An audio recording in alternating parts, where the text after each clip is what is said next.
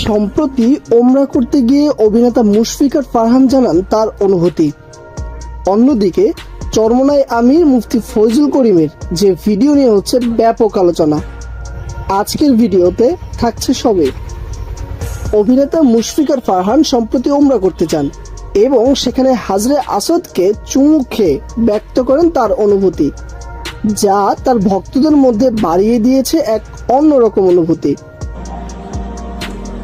আলহামদুলিল্লাহ, জীবনে প্রথমবার আমার আশা আমার শরীফের সামনে প্রথমবার ঢুকে প্রথমবারে হাজরে আসওয়াদ মানে কালো পাথর যেটাতে চুমু দেওয়াটা আসলে ভাগ্যের চেয়ে ভাগ্যের ব্যাপার। পারলাম, চুমু দিয়ে মাত্র আসলাম। এদিকে ইসলামী আন্দোলন বাংলাদেশের নায়েবে আমির মুফতি ফয়জুল করিমের একটি ভিডিও হয় ভাইরাল, যেখানে কোরআনকে অবমাননাকর কিছু বক্তব্য দেখা যায়। শুধু কোরআন কিচ্ছু না, শুধু কোরআন কোনোদিন শাসন করতে পারে এটা ঠিক না। এটা হালে কোরআনিয়াদের একটা সাবজেক্ট, এর মধ্যে মারাত্মক ভাবে একটা দর্শনের গলতা।